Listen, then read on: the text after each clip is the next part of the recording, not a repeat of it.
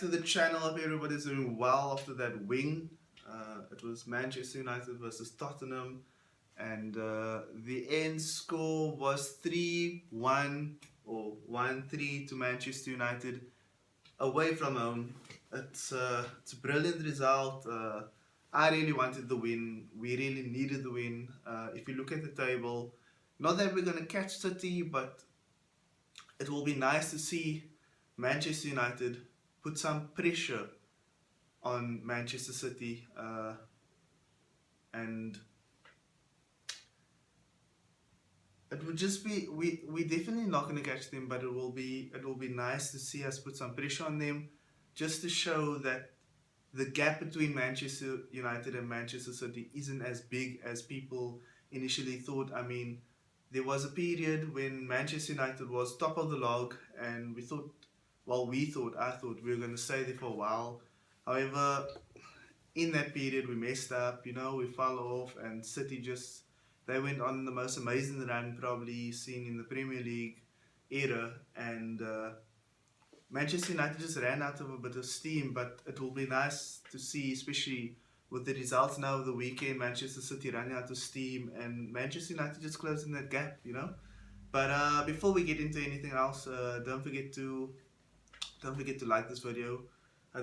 We here at United by Juno will really appreciate that, and don't forget to subscribe to the channel. And as always, like I said, just grow the community, grow with us, and yeah, we'll really appreciate that. Anyway, let's talk about the match. The first half. Let's just talk about it and get out the way. The first 15 minutes, I thought Manchester United was alright. I thought we were fine. As the game grew on in the first half, I grew extremely frustrated. But the first 15 minutes, it was 50-50. We were trying to find our foot in the match. Tottenham was trying to find their foot in the match. I think we defended well in that first 15 minutes. We were pressing them nice and high, and they broke it down, and they went on to score, which was very disappointing, especially after the disallowed goal from Cavani's disallowed goal, and that pissed me off. And we done exactly what I wanted us to do in the second half. I wanted us to come out and destroy them and just show them that we're better than them, and that's exactly what we done. I wanted us to go into that dressing room at halftime, and Ole Gunnar Solskjaer hopefully using the hairdryer on them, and us just coming out and destroying them, and that's exactly what we done. And that's why I'm so happy, because I was so frustrated watching that first half. I thought we should have gone in 1-1. McTominay, I guess it's a foul, but he didn't mean it. He did not mean it. I think, if anything, Song tried to grab him, and he maybe tried to brush Song off, and in the motion his arm just connected Song, but it was never his intention. And I don't know,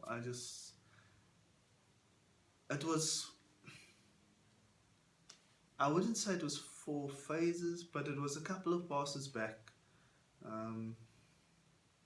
in the build-up. It was a couple of passes back, and I think the goal should have stood. But anyway, obviously people say I'm biased, and that's fine. I'm here to give my opinion, and I'm here to hear your guys' opinion, obviously down below in the comments, and in future in the chat. And yeah, but for now in the comments, I don't think it was a foul. I think it was soft. It could have stood as a foul, but it was so soft. And that's just my comment on it. Anyway, Tottenham, they were the better team in that first 45 minutes. Like I said, the first 15 minutes it was who's going to be the better team, Tottenham or Manchester United, and Tottenham somehow turned the screws, and maybe from the 18th minute or 20th minute, they really were the better team. So they didn't deserve to go 1-0 in. I think it should have been 1-1 at halftime. But Manchester United came out second half, and the tactics just worked in our favour. When in that first half, when I saw the team sheet before the game, I really need to speak about this. When I saw that team sheet before the game, so Pogba playing at the number 10, I was like, and Bruno playing on the right, I was like, yes, this is what I've been asking for. You guys should know as well. This is basically what I've been asking for. But I've been asking for Pogba. It's not exactly what I've been asking for, but it's kind of it's 90% also. So I've been asking for Pogba to play in the midfield pivot with Van der Beek playing on the right. But I will take Pogba playing number 10 and Bruno playing on the right. I just wanted to see more creativity on the field, and hopefully we can still bring Van der Beek into that. That's if we buy a CDM. If we buy a CDM, so I know this has nothing to do with the game, but we need to buy a CDM. Declan Rice has been spoken about highly. Ollie is a fan of him. He's been spoken about highly. I've watched him. I've been impressed. I also think Basuma is a very good option. I think Declan Rice is just going to be super expensive. He's going to be overpriced. He's English. West Ham's doing super well, and he's going to be overpriced.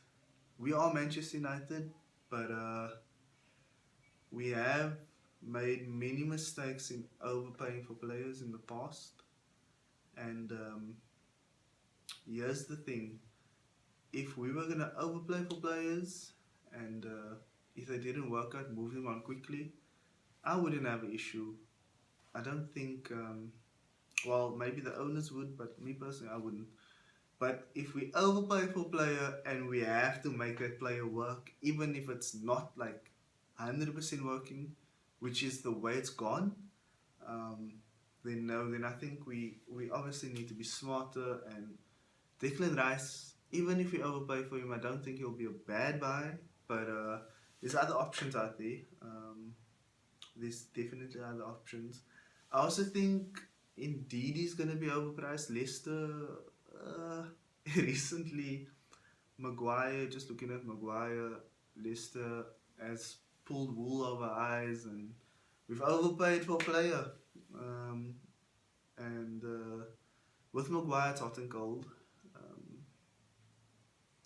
Some games is terrible, but I actually think he's been better. He's been better in recent months. I think he's been a lot better, and but I don't think he's worth 80 million. I really don't think so. What's that? Virgil. I was just trying to think of Virgil's name, but Virgil, he's an 80 million striker, but Maguire's not. Maguire's maybe maximum 60 million rand striker. We definitely overpaid for him. At 60 million at max, I think can get him for less, 55, 50, even pushing it 45. I think that's his price bracket, between 55 and 45, even 40. I don't know. It all depends on the negotiations. But Maguire, we overpaid for him, and it's unfortunate. He's the captain of our club. He's Ollie's main man. He's Ollie stands behind him no matter what. Ollie stands behind him 100%, and I think everybody just needs to get used to that. But enough about Maguire. So the reason why I brought up Maguire, just to let you guys know, if you lost track of what I was saying, because of Ndidi. Ndidi is very good. Ndidi is one of the better CDMs. I think him, and it can easily, okay, barring the bigger teams. I mean, in the not that Leicester's not a big team.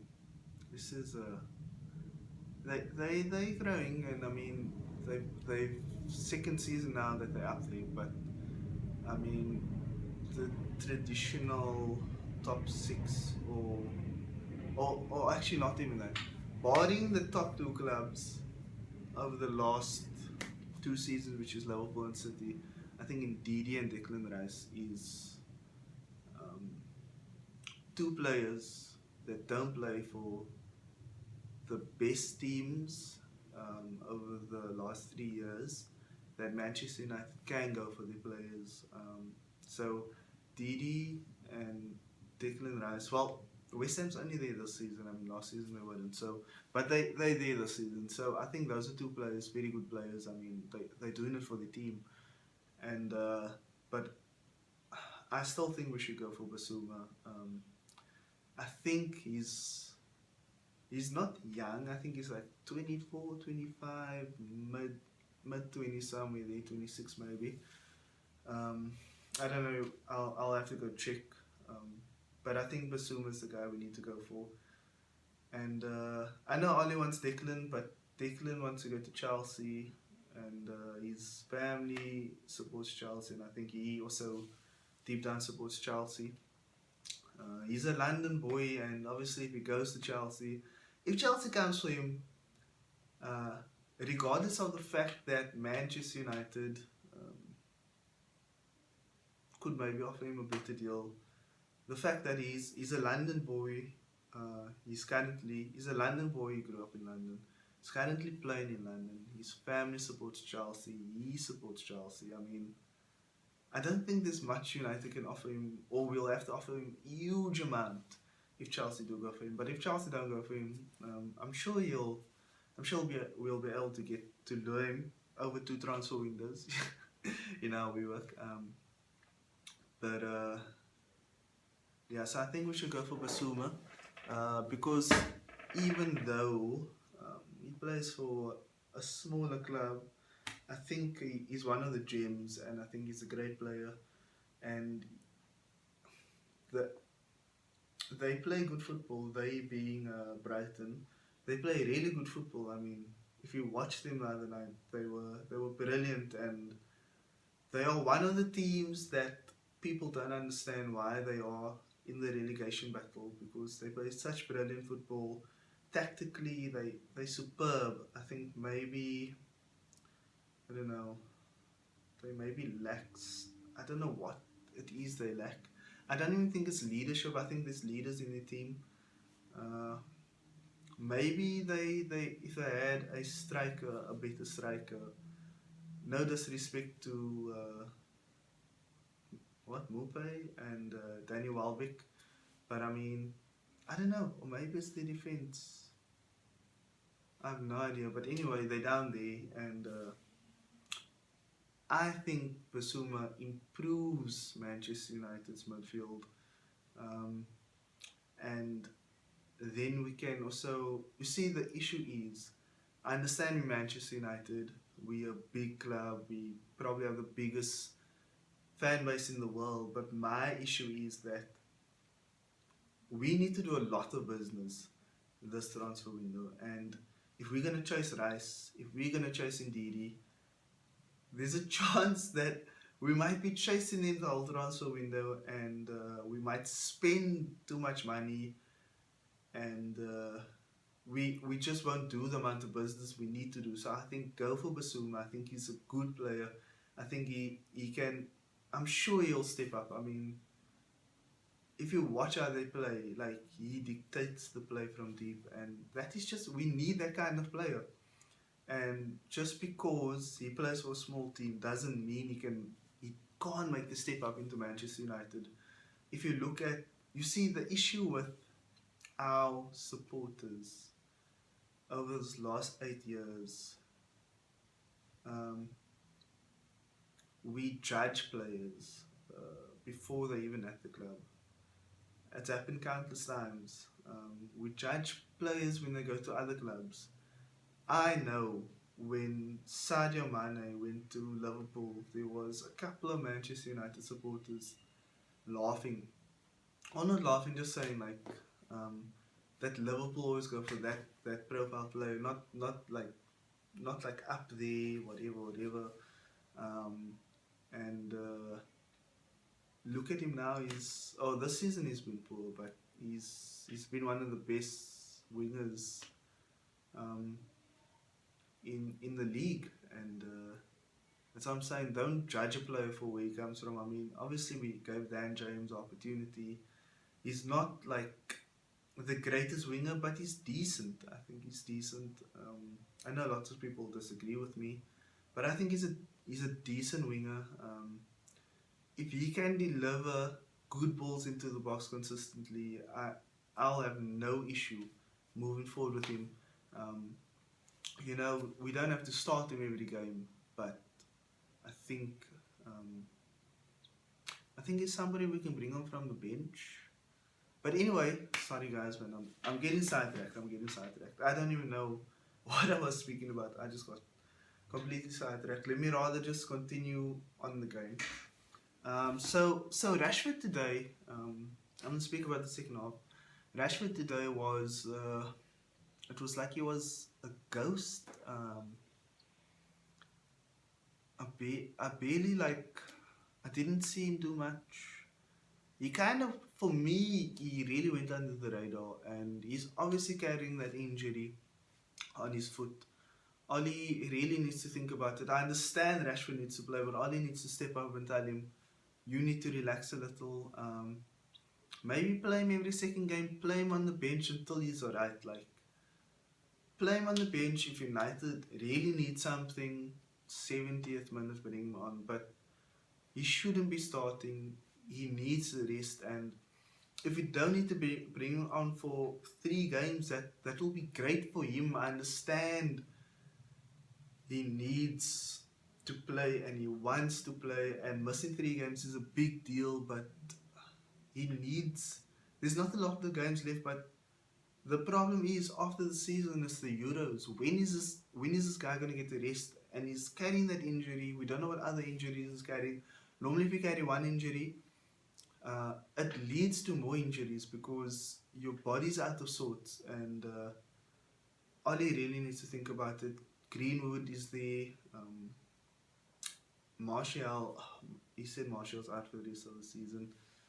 But if we can go 1 game without playing Rashford, I mean, that will be great. And Tottenham was a big game today, but we could have even brought him off at halftime and just brought Greenwood on, because in that second half, Rashford wasn't there for me. He just wasn't there. And I'm happy. Ollie made the right substitution. I mean, us as fans, we're always on Ollie's case. He makes crazy substitutions. He doesn't make it at the right time. It's one of the big reasons that there's Ollie out there. Some games you can see it's like premeditated. Like, okay, I'm going to play this way, and then on 60 minutes I'm bringing you. It's not like, okay, I'm watching the game and I think I need to bring you on. And we've seen Ollie we've seen him do this. Well, not every game obviously, but it's happened. It's happened many times. So I just think there can be one game where Rashford can maybe not even. Okay, we need him to come with the team, but just not play, just sit on the bench, maybe 2 games. If we win in the games, it's fine. Don't bring him on. Maybe bring him on for 5 minutes just to keep him happy. But the kid needs a break. And then next I want to talk about, I spoke about him earlier in the video. I mean, he was playing on the left wing. On the team sheet, he was down the middle in the number 10 with Bruno on the right. And then when the game went on, he was on the left. I was disappointed that on the team sheet that Ollie put out, Pogba was on the left because I was excited. I know what Bruno can do from there, but I was excited to see what Pogba was going to do from the number 10. And as the second half went on, I think it was 60th minute, even yeah, Pogba was playing a lot more centrally, and Pogba was running the show. He was running the show. He's my man of the match. I'm pretty sure he's your man of the match. If he isn't, please let me know down in the comments below who your man of the match is. But for me, it's Pogba. I think he's single-handedly okay. Single-handedly is it's not fair to the team. I think the team played well in the second half, but Pogba was the talisman. Obviously, Bruno was there. Bruno was doing his thing. Bruno's always doing his thing. But for Pogba he was just today he was the guy, and that's why we need to keep Pogba. I think earlier this is how I got onto transfers. This guy, he wants to leave. He doesn't want to sign a new contract, and today you can see how important he is. Him and Bruno. I think Cavani needs to stay. Cavani, as old as he is, 34, he was brilliant today. He doesn't need to play a lot of football. He hasn't played a lot of football this season, but just having him there, he's a winner. Cavani is a winner. You can see it. You can see it in his work rate. He's a winner. Cavani needs to stay. Bruno needs to sign that new contract. The club really need to get Bruno to sign a new contract. Pogba needs to stay. And I understand it's going to push the wages up.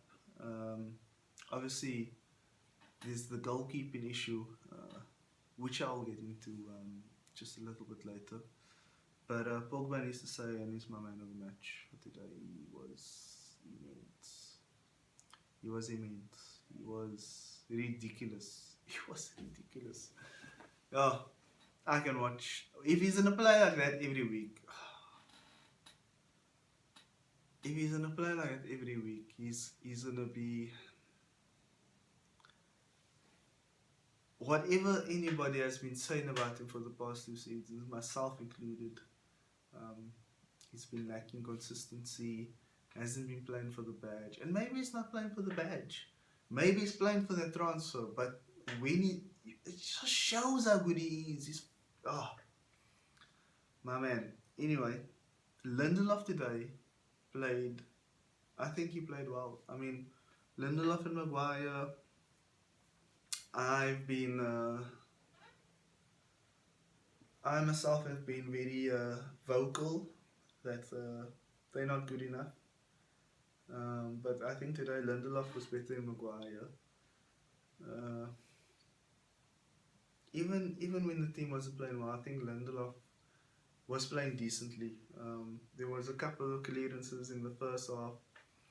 Second half, Lindelof was. I feel like this went under the radar.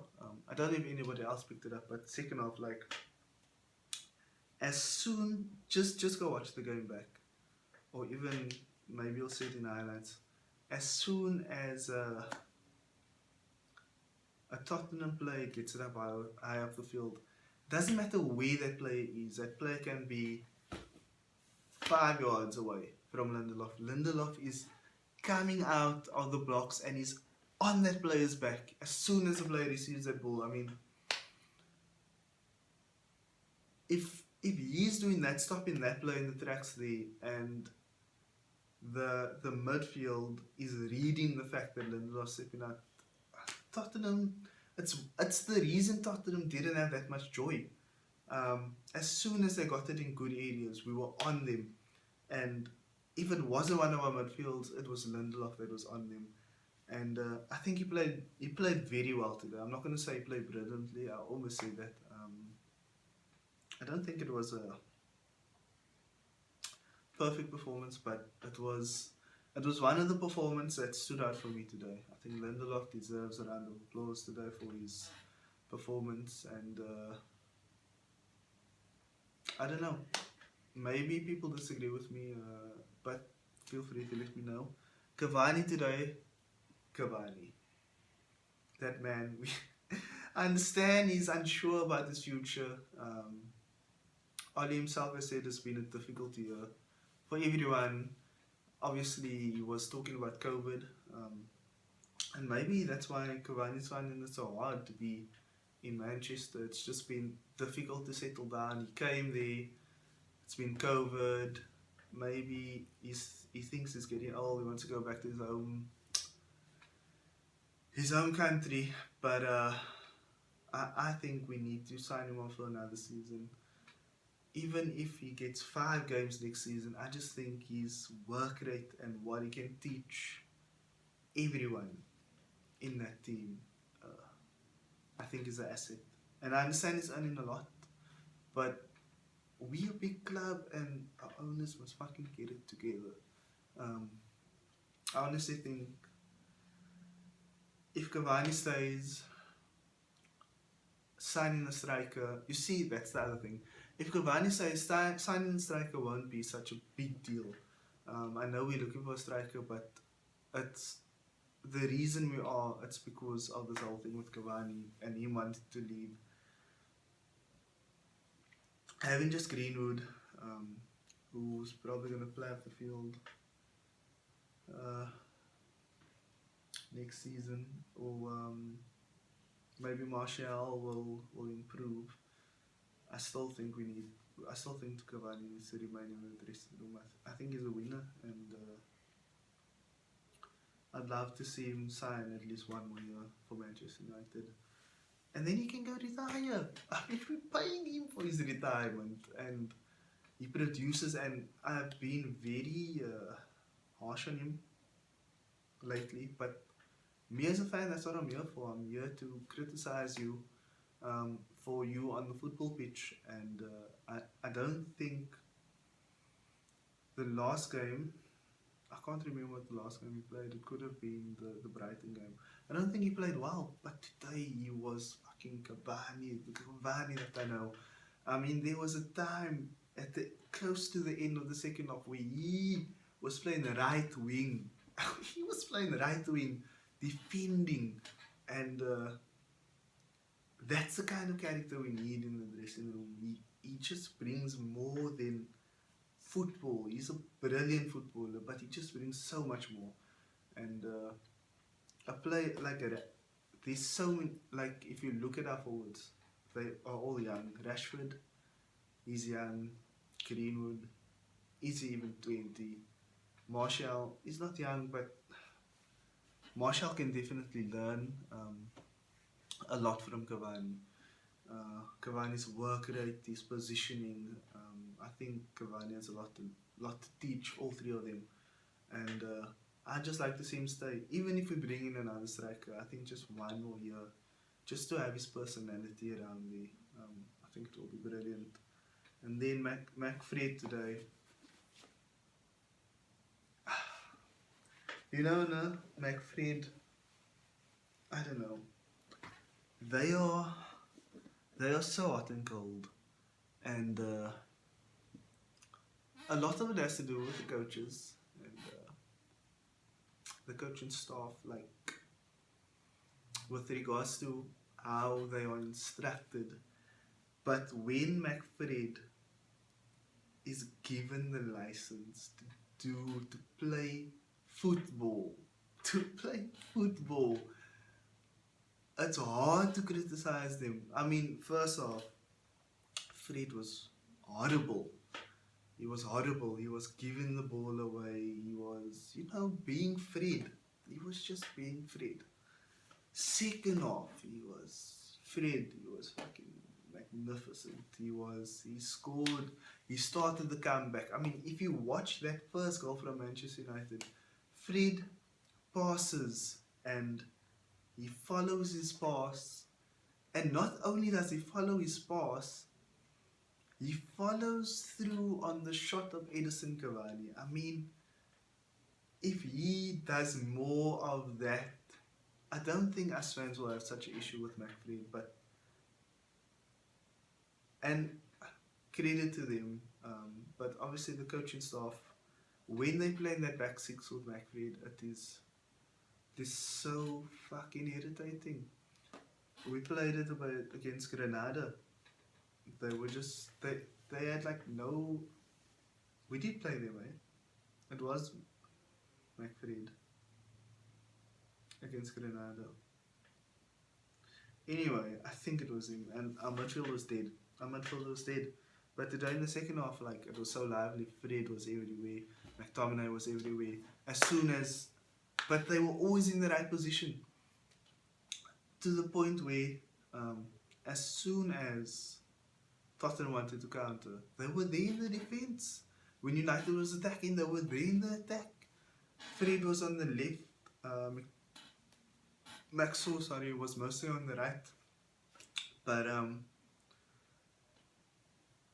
it gives me so much joy when they prove me wrong. And that's all I want the players to do. I want them to prove me wrong. And then in the second half, let's just talk about our wing backs.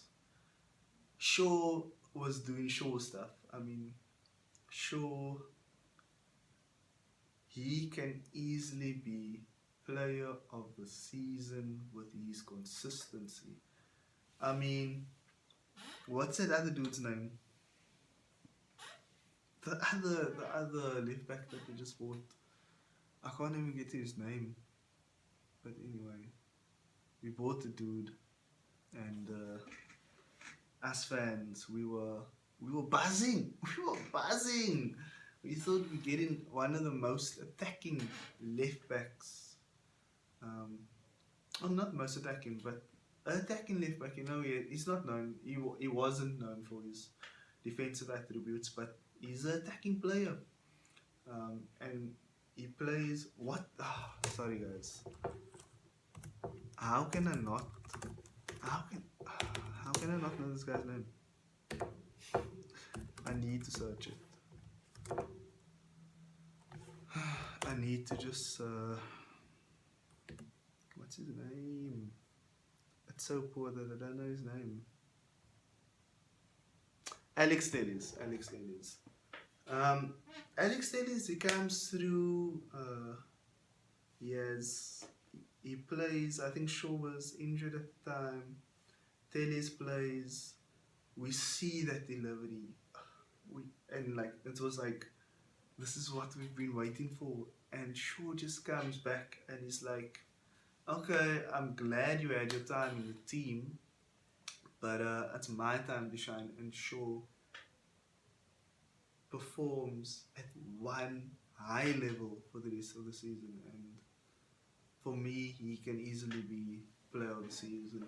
As much as Bruno maybe will also push for that, I think Shaw's just been more consistent, and that might go under the radar, but Shaw for me has been brilliant. I mean, there has been questionable incidents, but I think that was more in the beginning of the season, and obviously Ollie speaks about fitness in the beginning of the season, so maybe that's why I have those questions. But Shaw's been the most consistent player in that team, and I'm pretty sure everybody knows it. And when I say everybody, I'm referring more to his teammates. Because if he doesn't get player of the season for Manchester United, he deserves some sort of award. And then Wan-Bissaka proving he can play as an attacking right back. And maybe people disagree with me. I think maybe that could be a point that people disagree with me on, but Wan-Bissaka was brilliant today. He done some stuff that you never seen him do, that you never thought he could do, and today these games where the attack is only down the left side, and that could be because of the coaching staff. But today Wan-Bissaka was playing as high as Shaw, and he was doing some 1-2 passes. He was running. You love to see it. I love to see it. I just want to see him continue on that route. You know, we were brilliant today. We were brilliant. And 3-1. When the game ended, I told my wife it should have been 4-1. That was a soft foul. It should have been 4-1. For me, it should have been 4-1. And that game in the beginning of the season, that was one of our preseason games. That was one of our preseason games, and we had a red card, Anthony Martial. It was Martial, yeah, I think it was Martial. And it didn't reflect anything. And I think it was from that game, United went on an amazing run, and we took a dip after that.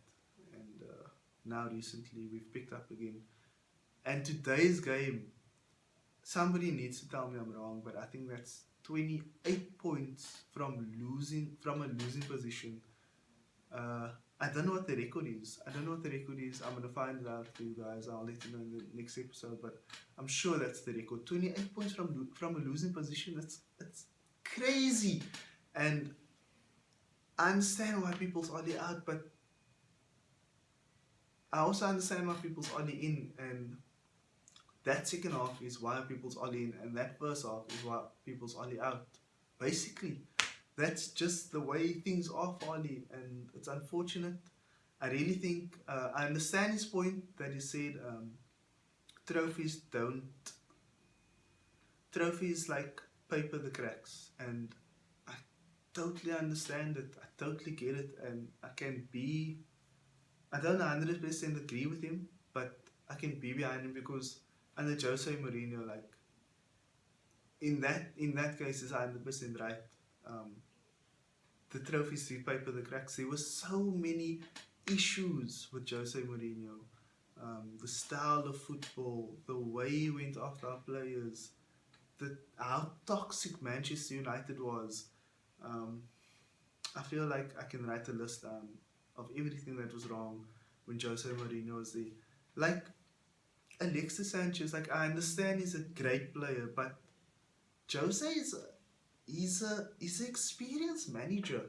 He's a really experienced manager, and at that time, if you looked at our left, there was Rashford and there was Martial. And every single game, one of them would score a goal. Either Rashford would start or Martial would start. I don't know if you guys can remember. And if Rashford started, for instance, let's just say Rashford starts and he doesn't score, Martial comes on and he scores. And that used to happen every single game. If Martial starts, maybe he scores. But if he doesn't, Rashford comes on and he scores. And then you go by Alexis Sanchez, and now, first of all, you're messing with the left wing. There was a rotation there, and there was nothing wrong with it, and goals was coming from it. And now you're messing with the left wing. I understand Sanchez was a brilliant player for Arsenal. Obviously, he was shit for Manchester United, but why would you mess with that wing when it's one of the good functioning positions of the team? Like, there was just so much wrong with Jose, which Oli has rectified. And yes, Oli's football sometimes is poor, but he's second in the league. He's made the club under him has made better. I don't know actually. I don't know if the team is a lot better, but the players that has come in, I think, has improved the team. I think one touchy-feely area is Maguire. Is Smalling better than Maguire? Smalling was a very good defender, but I think Maguire does edge him. I think Maguire has more attributes. Maguire's better with the ball at his feet. Maguire's better in the air. But Maguire has periods where he just has a shit game, and people question whether he is better than what we previously had. And obviously, like, fans question it all the time, and now fans is questioning Martial in the striker position. But Zlatan has come out, and he has said that the team that is currently there is better than the team he played for, and I think he's right. I think, I'm not sure about, that central pairing. They are questionable at times, but I think they are better than the pairs that played under Jose. I don't know about the centre mids. The centre of the field, I think Jose's was better, because he had Pogba there, and he had a fit Matic, and that was a great. He didn't utilize that to the fullest. And obviously he had Lukaku up front, and I think at the moment it's the midfield and the striker position where it's questionable, but I think the team is better under Oli. I mean, he has brought out the best in Luke Shaw. Jose tried to get the best out of Luke Shaw, but Oli has definitely done it. Last season, Oli has 100% got the best out of Rashford over Jose. I think Oli has also got the best out of Martial. And this season Martial hasn't been better, hasn't been good. It's like people have like short memories. But last season Martial was brilliant. Him and Rashford scored 40 goals between the two of them, and I just think that Oli, as a Manchester United manager, has been better than David Moyes, than Van Gaal, than Jose Mourinho. He's also just like the buys, like Jose just bought for now, but Oli's buying for the future, and he's buying for nice. This is good balance, and I'm an Oli inner, and I think he's done some good stuff, but there's definitely improvement that needs to happen under Ole Gunnar Solskjaer. Whether he can win us the title, I don't know, but at the same time, who do we bring in? There's Nagelsmann, who we can bring in. I feel like this that I'm saying now is a total. Maybe I'll make a video on it. Because maybe, I don't know, I need to jot down some points, and maybe I can make a video on it, and obviously in that video I'll repeat some of the stuff I'm saying now. Nagelsmann, if you had to ask me who to bring in, I think Nagelsmann. I don't think we've tried that sort of. We haven't tried the upcoming manager. We've tried somebody that's loyal in David Moyes. Obviously that was a bullshit appointment. We've tried experience in Van Gaal. We've tried also experience, but a known winner in Jose Mourinho. We've tried an ex-player in Oli. If Oli doesn't work out, I think we need to go for an upcoming manager, somebody that needs to be given the chance. But the biggest issue is that the board is the biggest issue, and the way they do business. And hopefully they prove to us in this transfer window that they can step it up. But nobody's going to succeed. Nobody's going to succeed under this board, and Oli has done wonders under this board, and I don't know how much pull he has, but there's now a new structure in place. It might just be wool over our eyes, but there's a new structure in place. The transfers that we've made, I think has been better under Oli, and Oli has a direction, and I think Ed believes in his direction. Whether they can pull it off, they just need to go prove that to us now. And I think we've come to the end of the video. I hope you guys enjoyed it. I hope you guys comment below. I hope you guys follow and like the video, and start. Just let me know what you guys want, and let me know what you guys think about some of my pointers, especially my points on Ole Gunnar Solskjaer and why I'm Ole in. And I understand why Ollie out. There's definitely areas he needs to improve on, but I think in hindsight of all the areas he needs to improve on, he's been the best manager that we had. And oh, the only thing Ollie needs to do is add trophies. I think he's been better than everyone, barring he hasn't added a trophy. And as soon as he adds trophies, he's, for me, hands down, the best manager that Manchester United has had after Sir Alex Ferguson. And